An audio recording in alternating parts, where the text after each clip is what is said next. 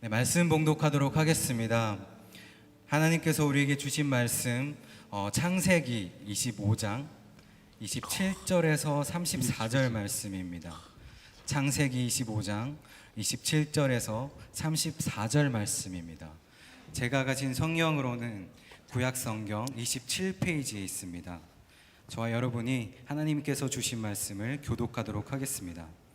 그 아이들이 자라서 에서는 능숙한 사냥꾼으로 들판에 나다니는 사람이 됐습니다. 야곱은 조용한 사람이어서 장막에 머물러 있었습니다.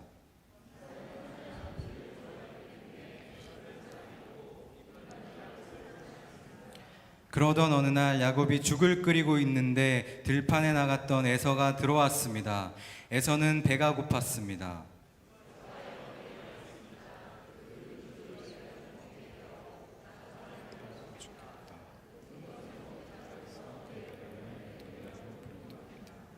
야곱이 대답했습니다. 먼저 형의 장자권을 오늘 내게 파십시오.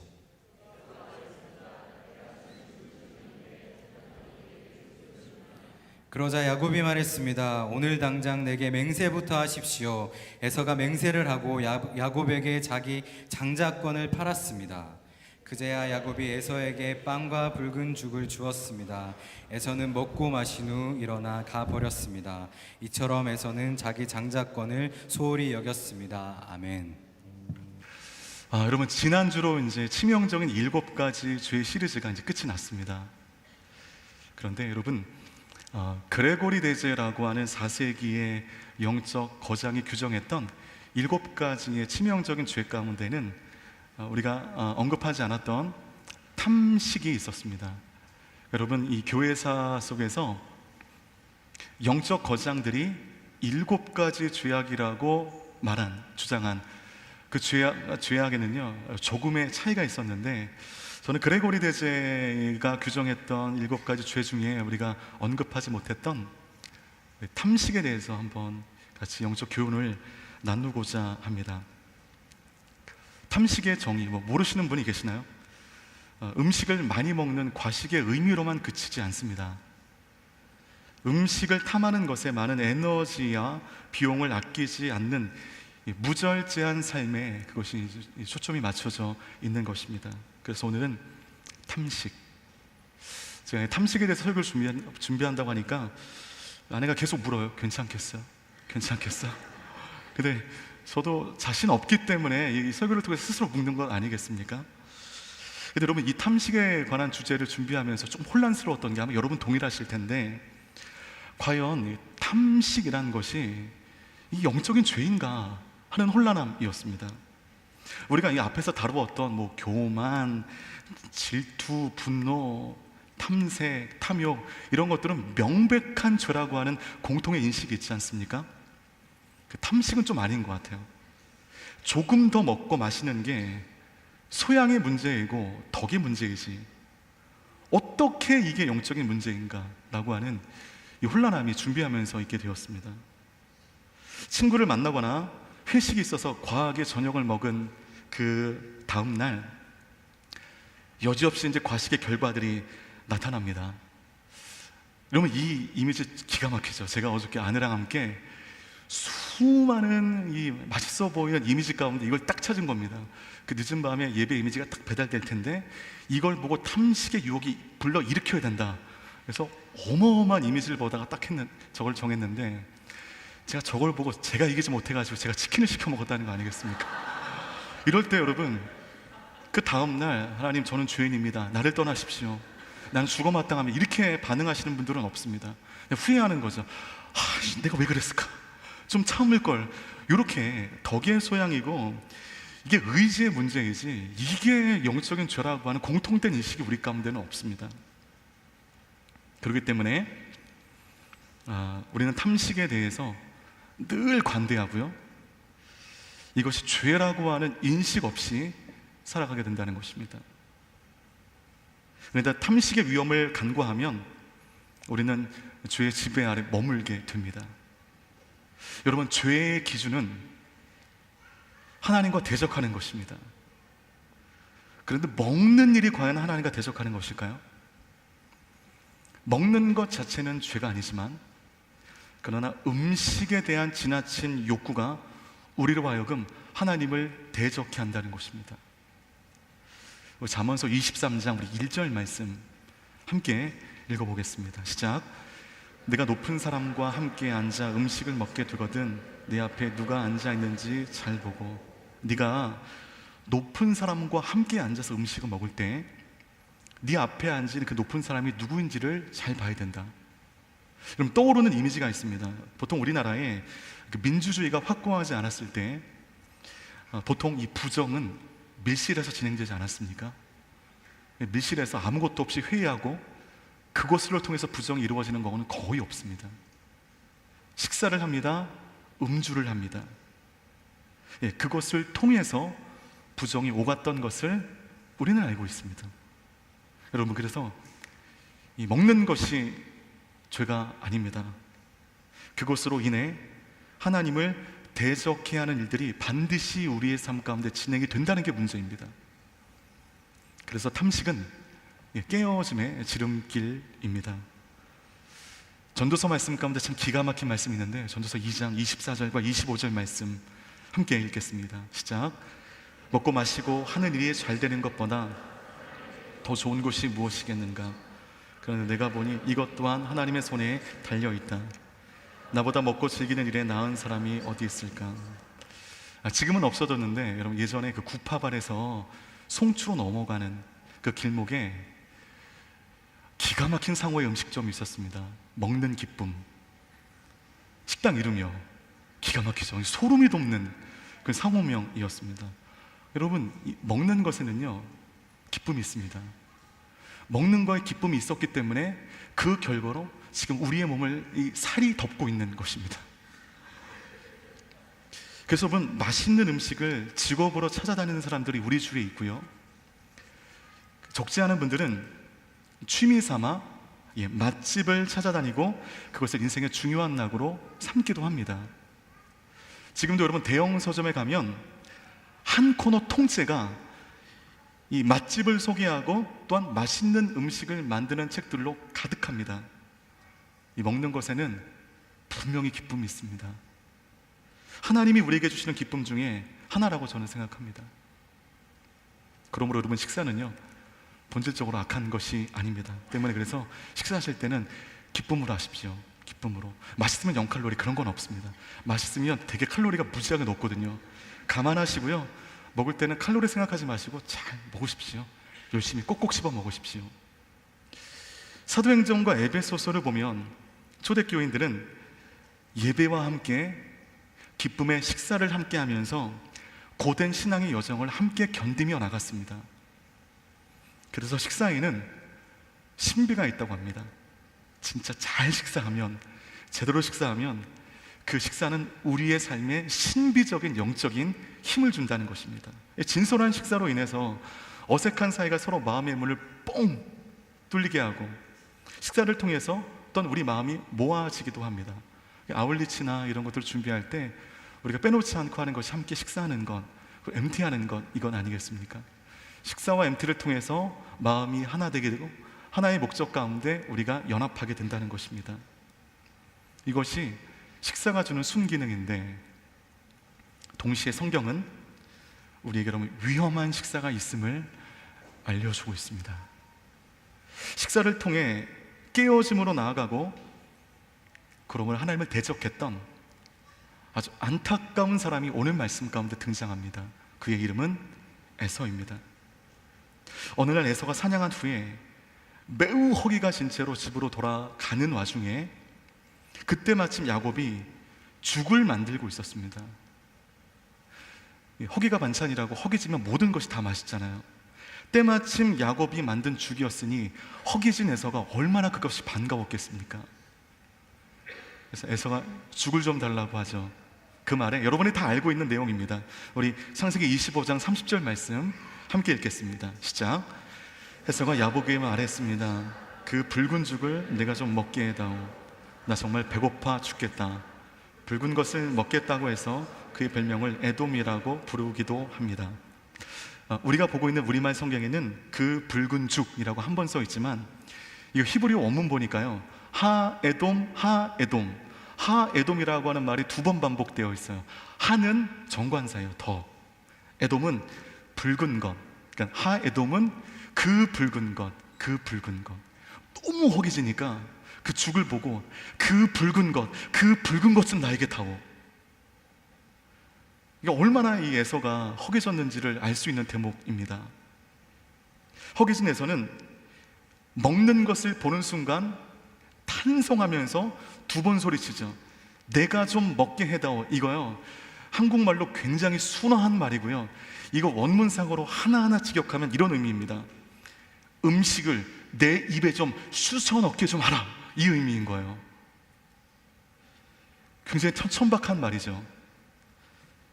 에서의 교양 수준과 함께 그의 배고픔의 크기를 알 수 있는 대목입니다. 그 붉은 것 좀 내 입에 좀 쑤셔 넣게 하라. 여러분, 우리는 이 사건의 결말을 너무나도 잘 알고 있습니다. 에서는 결국 자신의 장자권을 죽 한 그릇에 팔아버리죠. 팔 때는 이게 눈에 보이는 이익이 없으니 아무 일도 아니라고 생각했을 것입니다. 장자권이 무엇인가? 장자권에 대한 규정이 성경에 여기 있는데요, 장자권은 그 가게의 리더가 되는, 쉽게 말하면 영적인 자격증입니다. 우선 장자권은요, 가게 안에서 재판권을 갖게 됩니다. 가게 안에서, 우리 가정 안에서 심각한 죄와 부정을 저지른 가족을 징계할 수 있는 영적인 권위가 그에게 부여가 되는 것입니다. 재산권도 가지고 있어요. 다른 자식들보다 장자는 더 많은 재산을 원칙적으로 소유할 수 있게 되었습니다. 아들이 둘이에요. 아버지는 이 재산을 나눌 때에 3등분을 합니다. 장자에게는 3분의 1을, 차남에게는 3분의 1을. 지금의 우리의 통념으로 보면 이거 있을 수 없는 일인데, 당시에는 그것을 당연한 것으로 여겼습니다. 또한 주도적으로 이 재산을 분류할 수 있는 권한도 이 장자권 가운데 있는 것입니다. 동시에 장자권을 소유한 자는 가정 안에서 이제 영적인 제사장이 되는데, 하나님의 언약은, 하나님의 약속은 그 가게, 그 가정에 장자를 통하여 이루어진다고 구약 가운데 약속이 되어 있습니다. 그런데 에서는 이렇듯 가정 경영적으로, 영적으로 중요한 장자의 권리를 죽 한 그릇에 팔아버리게 되었습니다. 여러분, 이것에 대해서 지금은 고인이 되신 그 설교학의 거장인 데이브 화이트라고 하는 이 신학자가 이 부분에 대한 주의를 이렇게 했습니다. 제가 굉장히 동의가 되어서요, 한번 읽어드릴게요. 에서가 장자권을 판 것은 당시의 허기의 원인이 되었겠으나 그러나 결정적인 원인은 아니었다. 에서는 전부터 하나님의 존재와 하나님의 말씀에 대해 그다지 인정하지도 권위를 부여하지도 믿지도 않았다. 바로 그 말씀에 대한 무엇이? 믿음의 부재가 장자권을 팔게 되는 것으로 결말지어진 것이다. 여러분, 에서가 장자권을 판 것은 허기의 문제가 아닙니다. 보여지는 것은 허기의 문제인 것 같지만 본질적으로 그것은 그의 믿음의 부재, 믿음의 문제였습니다. 팥죽 한 그릇이 아닐지라도 후에 에서는 얼마든지 장자권을 팔 수 있는 가능성이 농후했던 사람이라는 것입니다. 우리가 이제 세상 속에 살 때 죄를 진 이후에, 하나님의 법을 어긴 이후에 어쩔 수 없었다, 먹고 살기 위해서 어쩔 수 없었다 라는 말로 스스로 나의 죄에서 합리화할 때가 있습니다. 하나님도 이해하실 거예요. 먹고 살기 위해서 어쩔 수 없었어. 하나님은 분명히 이해하실 거예요. 그러나 그것은 결국 내 믿음의 부재인 것입니다. 허기진 나의 삶에 먹고 사는 생존의 문제가 아닙니다. 그냥 믿음의 부재인 것입니다. 간단합니다. 믿음이 없기 때문에 생존의 문제에 몰두하고, 생존의 문제 가운데 하나님 잃어버리고, 생존의 문제에, 먹는 문제에 몰두하여 하나님과 분리되어 대적하는 일이 우리 삶 가운데 자꾸만 반복이 되어진다는 것입니다. 여러분, 창세기 25장 34절 말씀 같이 한번 읽어보겠습니다. 시작.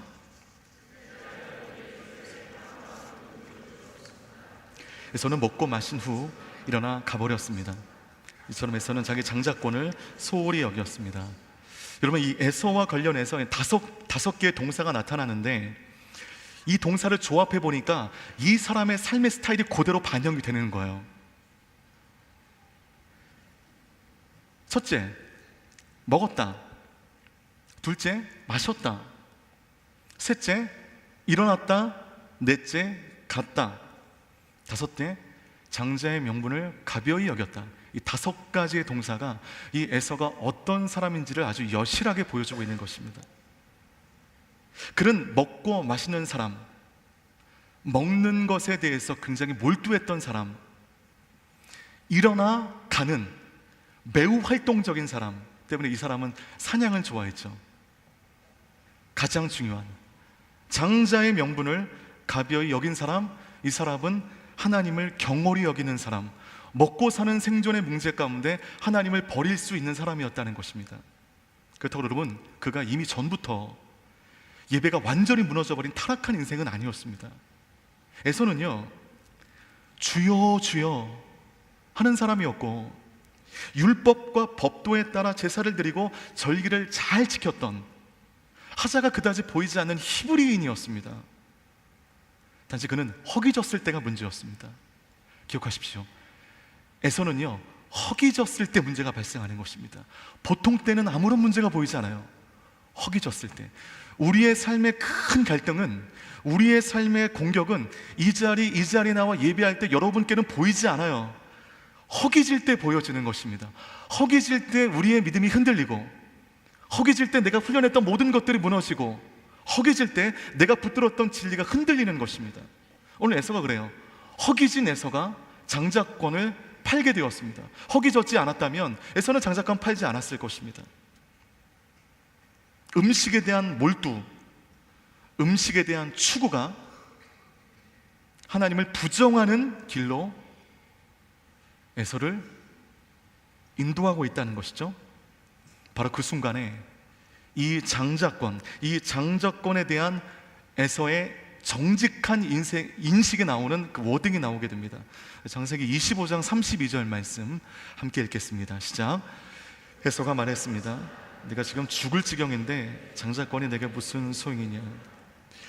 내가 지금 배고파 죽겠는데 내가 하나님의 자녀로 살아간다는 것이 무슨 소용이냐.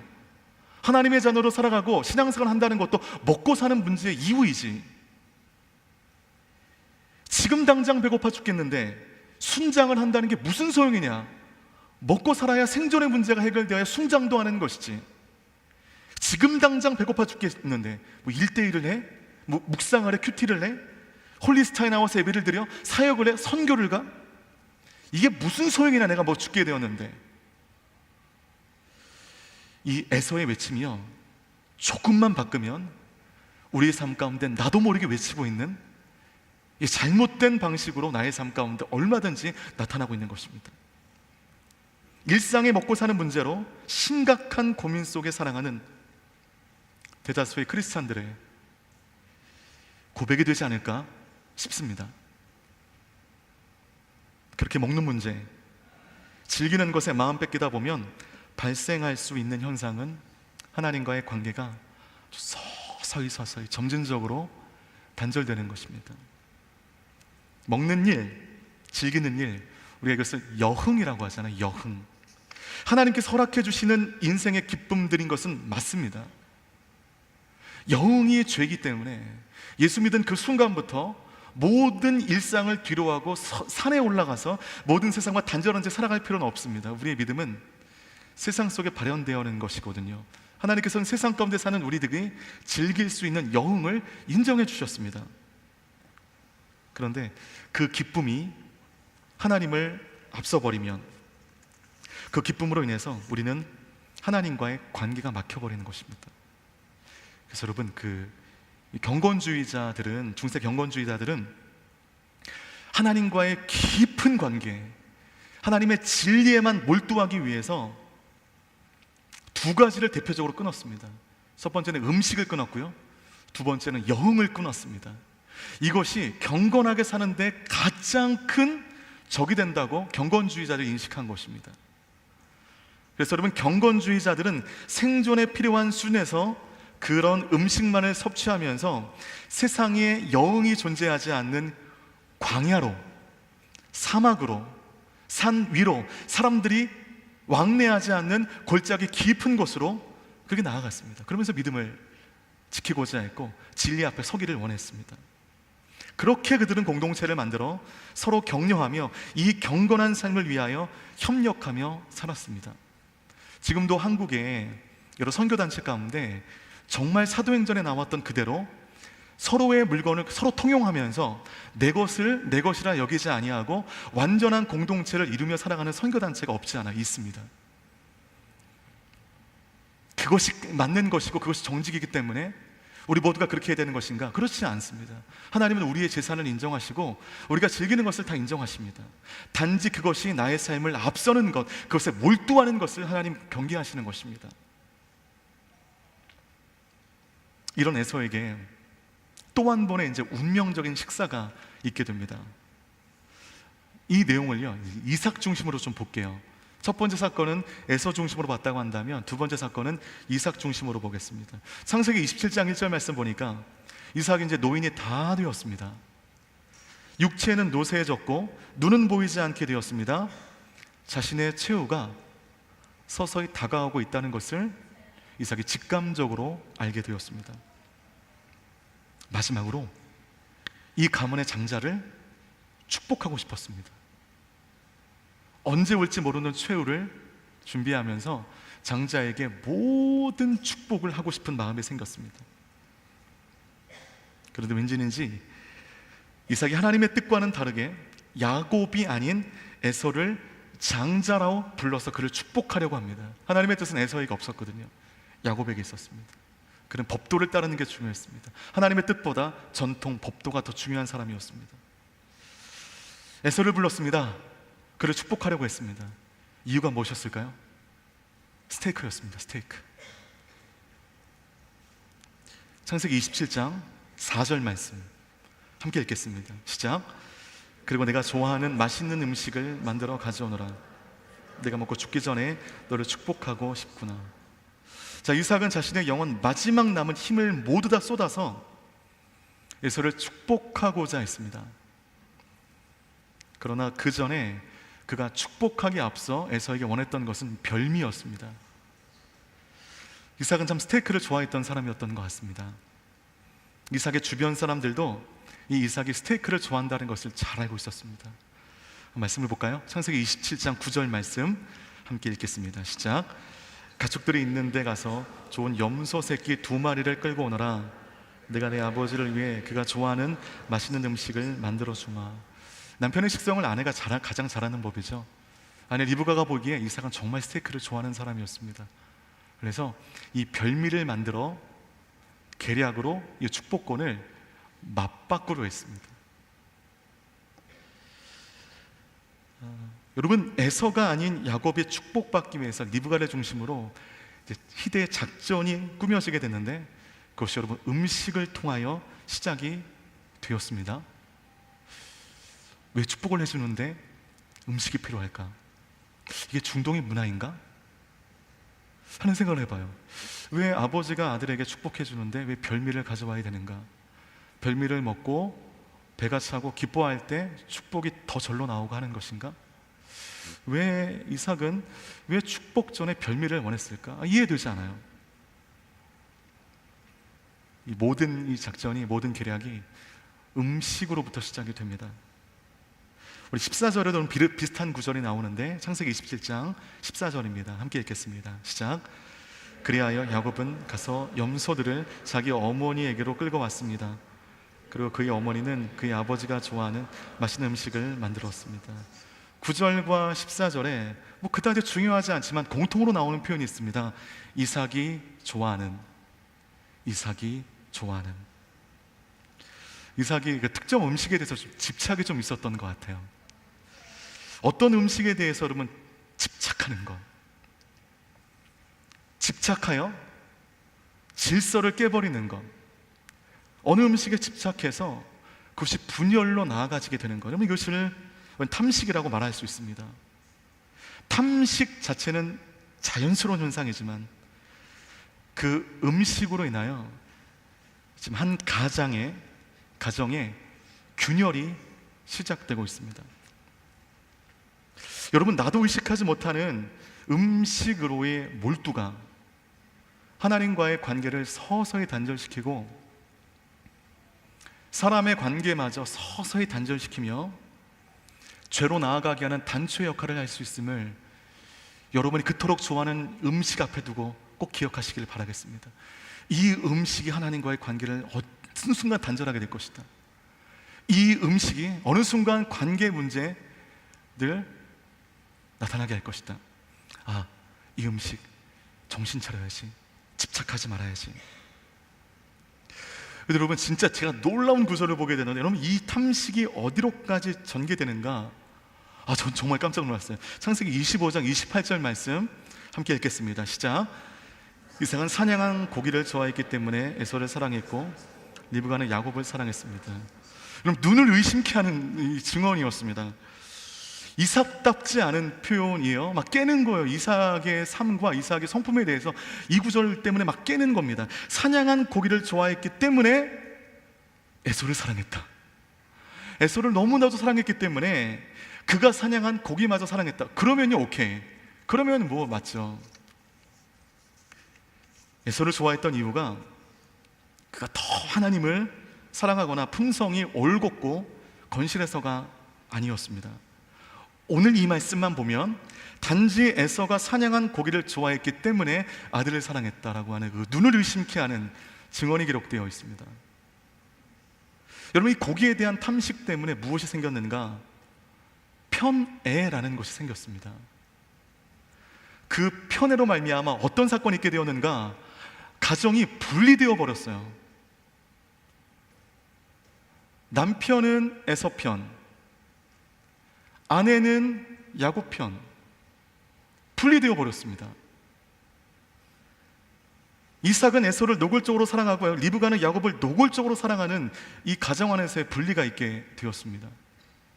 하나 되지 못하고 분리되는 불행한 일, 이 일이 믿음의 조상이라고 하는 이 이삭의 가정 가운데 지금 나타나게 된 것입니다. 그러니 여러분, 아브라함의 하나님, 이삭의 하나님, 야곱의 하나님, 우리가 항상 입버릇처럼 얘기하는 그 세 사람들, 이 사람을 통해서 하나님의 약속과 하나님의 경륜이 모든 역사 가운데 이어져 내려왔지만, 아브라함과 이삭과 야곱의 삶 가운데 우리가 본받지 말아야 할 삶의 패턴들이 많이 보여요. 모든 것이 완벽한 사람이 아니었습니다. 실수가 많았던 사람이었습니다. 정말 해야 하지 말할 행동을 했던 사람이었습니다. 그럼에도 불구하고 약속을 이루시는 하나님. 저는 처음에 이 탐식이 영적인 죄인가 하는 질문을 던졌다고 좀 말씀을 드렸습니다. 그래서 우리는 탐식에 대해서 이제 비교적 관대한 마음을 가지고 있습니다. 늘어나는 살을 볼 때 안타까워요. 싫어요. 빼야지, 다이어트 해야지. 이것이 우리 삶 가운데 가장 외치는, 특별하지 않는 워딩이 되었지만, 살 빼는 게 쉬운가 여러분? 어려워요. 몸을 관리하는 것만큼 어려운 게 없습니다. 때문에 우리 주위에 정말 살을 막 5kg 이상, 10kg 이상 빼신 분들, 무서운 사람들이에요. 가까이 하지 마십시오. 정말 무서운 사람들인 거죠. 우리 이 허브대학부의 최승민 목사님 같은 경 20kg를 넘게 뺐거든요. 무서워요. 그분 때문에 대학부의 모든 교육자들은 지금 원하건 원치 않건 다 다이어트 열풍입니다. 근데 그분의 주장이 있어요. 나의 몸조차 관리하지 못하는데 어떻게 다른 영혼을 맡을 수 있는가? 제가 소름 돋았어요. 그거 맞거든요. 그거 맞아요. 운동을 해야 될 것 같아요. 여러분, 이 교육자들 이거 생각을 해야 됩니다. 나의 몸도 지키지 못하는데, 나의 몸도 관리하지 못하는데 어떻게 천하보다 귀한 다른 영혼을 지킬 수 있겠습니까? 네, 그렇습니다. 우리는 우리의 몸을 관리해야 되는 것입니다. 비교적 관대한 마음을 가지고 늘어나는 살을 보면서 그냥 애태우는 마음뿐이지만, 그 성경의 인식은 우리의 인식과 같지 않아요. 그럼 여러분, 탐식에 대해서 우리가 어떤 태도를 취해야 되는가? 다시 한번 반복을 드리면, 탐식은 단지 조금 더 먹는 식사량의 문제 아닙니다. 탐식의 본질적인 문제는 전 태도의 문제인 것 같습니다. 태도. 탐식이 태도의 문제와 결부되어질 때 탐식은 죄악으로 나아갑니다. 반드시. 아담이 선악과를 보니까 너무 먹고 싶어서 하나님의 말씀을 무시했습니다. 탐식은 단순히 행위의 문제가 아니라 태도의 문제입니다. 그래서 이 에서의 사건을 통해서, 이삭의 사건을 통해서 배우는 탐식의 문제, 첫 번째 기억하십시오. 에서의 탐식은 우상숭배였다는 것입니다. 에서의 탐식은 무엇이었다? 우상숭배였다. 여러분이 그토록 몰두하는 탐식의 문제도 어쩌면 가려져 있지만 이것이 우상숭배예요. 우상숭배는 거창한 것이 아닙니다. 거대한 것이 아닙니다. 하나님 외에 몰두하는 것, 그 몰두하는 것을 통해서 영적인 질서를 깨버리고 하나님과의 분리를 일으키는 것, 그 모든 것이 우상숭배입니다. 그래서 빌립보서 3장 18절, 빌립보 일부 교인을 향해서 사도 바울이 얘기하기를 너희들의 신은 배요, 너희가 경배하는 것은 먹고 마시는 것이다 라고 책망합니다. 탐식이 우리의 관심을 하나님께로부터 돌려버린다는 것입니다. 이거 맞아요.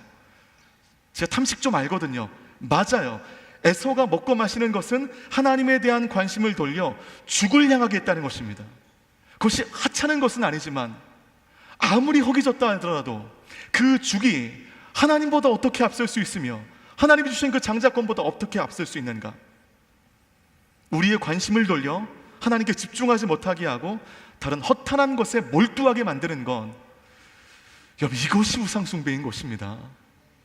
신천지, 안상홍 이런 것만이 우상숭배가 아니에요. 나의 생각과 나의 관심을 허탄한 데 돌리게 하는 것, 하나님을 점진적으로 떠나버리게 하는 것, 이것이 우상숭배입니다. 도박이 될 수 있고요, 게임이 될 수가 있고요, 여흥이 될 수가 있고, 유의가 될 수 있고, 여행이 될 수가 있고, 여러 가지 방향에서 이 우상숭배는 나의 삶 가운데 실제로 나타날 수 있습니다. 두 번째, 탐식의 문제, 다른 죄를 낳는 초대장이라는 것입니다. 이삭은 탐식 때문에 영적인 분별력과 판단력이 흐려져 버렸습니다. 지나치게 고기에 몰두한 나머지 이 고기 때문에 에서를 사랑하는 지경이었습니다. 편애하게 되어서 가정이 분리되는 결과를 초래하게 되었습니다. 덮어놓고 아브라함이 하나님, 이삭이 하나님, 야곱이 하나님이니까 이삭은 완벽한 사람이야. 아니에요. 흠이 굉장히 많은 사람이었습니다. 가정 경영에 실패했던 사람이 어찌 보면 이 이삭이었습니다. 그 결과 아버지 이삭은 아들 야곱과 대결하게 됩니다. 아빠가 아들하고 대결해 버리는 거죠. 아름다운 믿음의 가문이 무너지게 되었습니다. 결국 탐식은 하나님과 멀어지게 하고 믿음의 공동체를 깨버리게 하고 자신 안에 삶의 중심마저 무너뜨려 버린다는 것입니다. 이것이 탐식이 주는 영적인 해악인 것입니다. 여러분, 좀 동의가 되십니까? 짓거려 봐라, 나는 먹을 것이다. 네. 저도 힘들어요. 같이 결단하자고요. 여러분, 우리의 늘어나는 살 이제 둘 수 없습니다. 이제 내 몸이 하나님의 거하시는 성전이라고 하는데 이거 지켜야 될 것 같아요, 진짜로. 그래서 여러분, 우리는 탐식을 마주하며 이것은 단지 더 많이 먹는 육적인 문제 이전에 매우 심각할 수 있는 영적인 문제로 나아가게 하는 지름길과 같다는 것에 대한 우리 인식이 함께 있어야 되는 것입니다.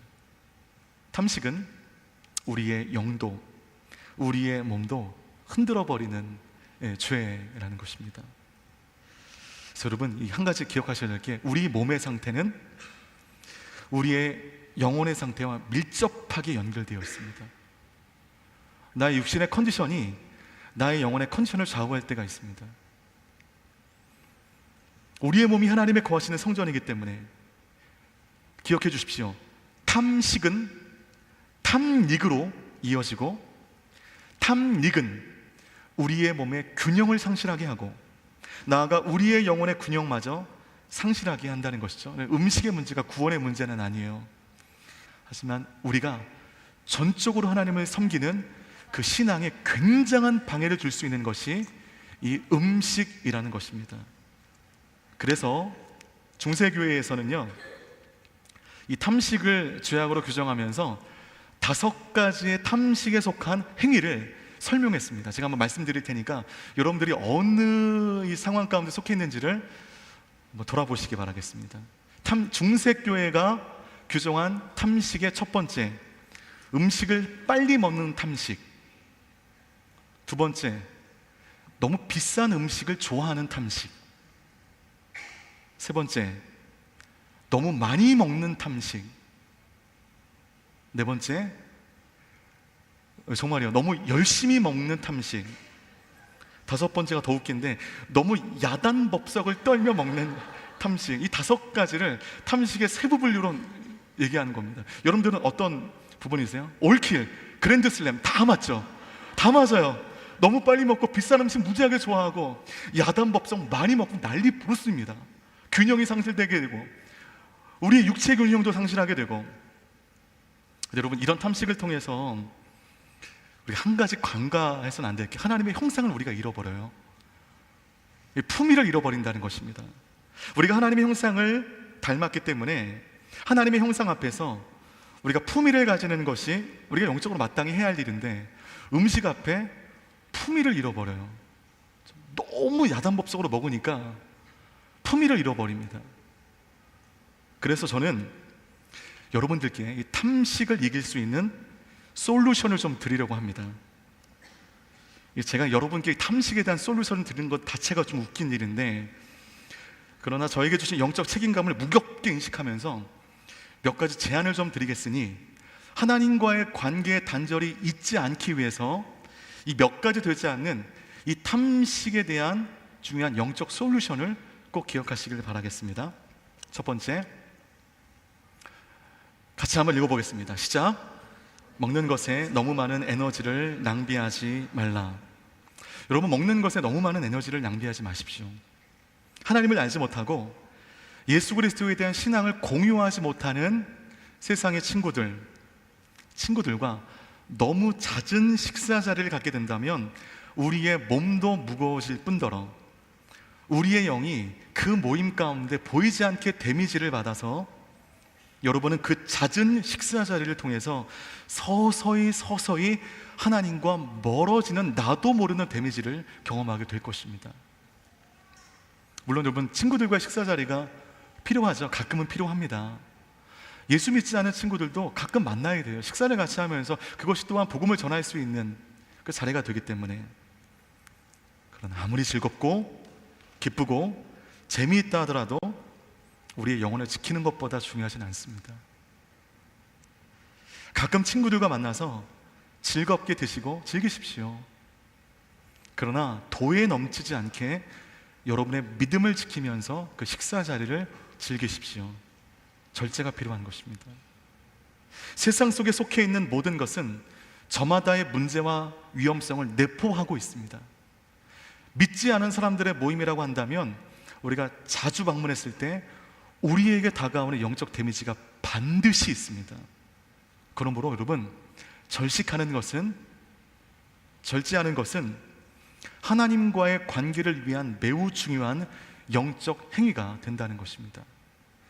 그래서 먹는 것에 너무 많은 에너지를 소비하지 마십시오. 두 번째입니다.